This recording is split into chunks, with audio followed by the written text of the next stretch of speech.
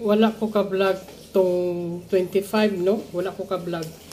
So, ang katong sa July 25 to, ang atong July 24, ang gigawas na to nga result is isa ra.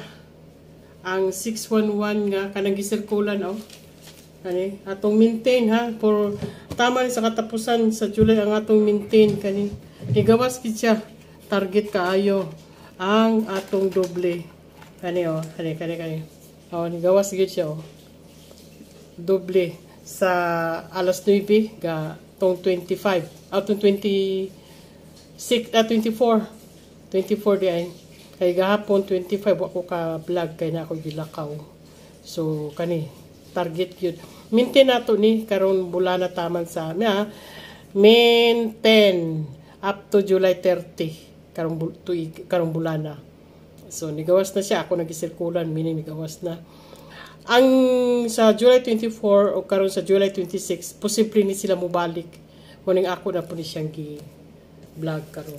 Posible na mobalik guys. Kay mora gyapon ang combination. Wala siya. Mora gyapon ang combination niya. So mora na ha. So ayaw mo kalimot sa atong please like and subscribe sa akong channel, Mother Marim Vlog. Di na nato na siya dugayon. And kani siya napanay ubang combination pero kanilang pinakapili nato. So kani pwede ta mo bagdok diha. Nya naisay tag 2 PM, 5 PM, 9 PM.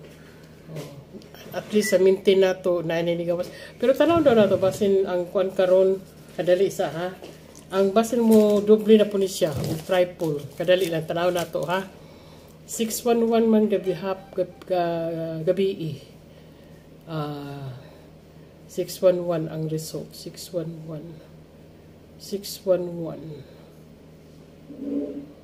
Di kay ko concentrate karon guys kay wala ko nagipangandaman.